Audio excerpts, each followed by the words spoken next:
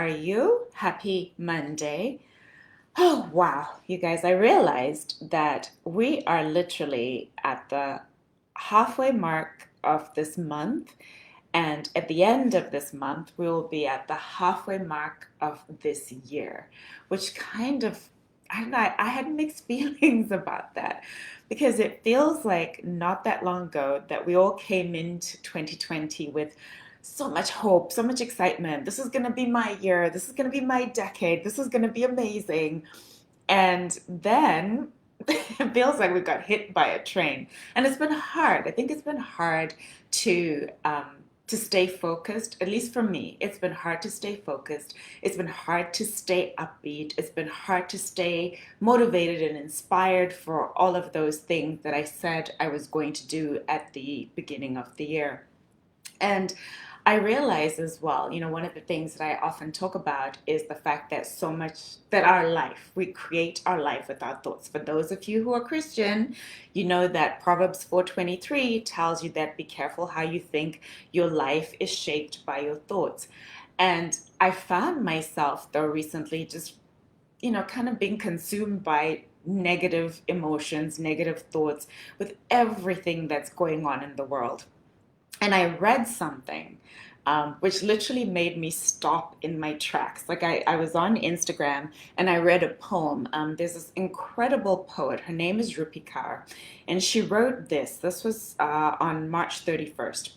She wrote, "The way you speak of yourself, the way you degrade yourself into smallness is abuse."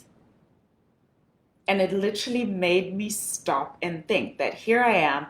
I'm outraged at all the things that are happening in the world. I'm outraged at everything that's going on. And I'm outraged when I see other people being mistreated or mistreating others. And yet, on the regular, I am abusing myself by the way I speak to myself, by the way I think, by the actions that I take against myself.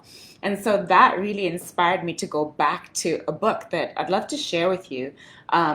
It's a book, an old book. I'm not quite sure when it was originally published, but the title of the book is What to Say When You Talk to Yourself. Now, this was recommended to me by a coach of mine a while ago, and I had read it, and it pretty much talks about how we speak to ourselves, what we say to ourselves, and the impact that those words have to us. And it talks about how so often the way that we speak to ourselves, we would never speak to a friend, a partner, a relative in the way that we speak to ourselves. And so why is it okay for us to be abusive to ourselves with the language that we use, the thoughts that we think, and yet it's not okay for us to say those things out loud to somebody else? So if you're looking for a great book to really rein yourself in and really to understand the power that your thoughts and the power that the words that you speak to yourself have, this is a great book. And then another book, 'cause apparently I'm on book recommendation day today, another book that actually a friend recommended to me last week is this one. It's called Nonviolent Communication, and it's by Marshall Rosenberg. I listened to, when the friend recommended it, I listened to the audio and was like, oh my gosh, I need to buy the physical book. So you can see I've already started marking it. I needed to read the book because it's so powerful. And he has a chapter in here that talks exactly about the power of our words and the power of our words when we are speaking to ourselves and the abuse that we inflict on ourselves. So this is something that I want you, as you go about your week, as you go about, the rest of this year, because we're almost at the halfway mark of this year, as you go through the remainder of this year, is really to give thought to the thoughts that you think and to give thought to the words that you speak to yourself. Because like the poem said by Rupi Kaur, sometimes the way that we speak to ourselves is abusive. And I wanted to share with you, you see, I have like stickies all in here, and I have it, like you can see, I have it all highlighted and marked throughout and pages, because it's such an important book, because I had not understood and I had not realized the importance of what you say to yourself and the thoughts that you think and the power that they have to literally impact your life. Because, like I said, you literally create your life with your thoughts. So I wanted to leave you with this. It's literally on the very last page of this book. And I wanted you to take this with you, to think about this as you go through the rest of this week, as you go through the rest of this year, in terms of just monitoring the thoughts that you think.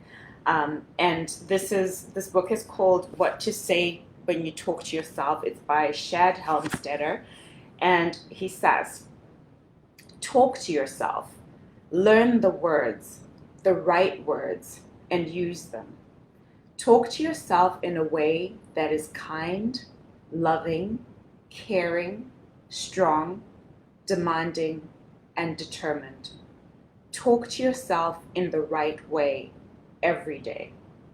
And the final thing that he says is, remember, you are everything that is. Your thoughts, your life, your dreams come true. You are everything you choose to be. You are as unlimited as the endless universe. You are as unlimited as the endless universe. So take that with you, please, as you go through this week. I wish you all an incredible week. I wish you all an incredible rest of the day. And I will see you all same time, same place next week. Mwah. Thank you for joining me. Thanks, everybody who joined me.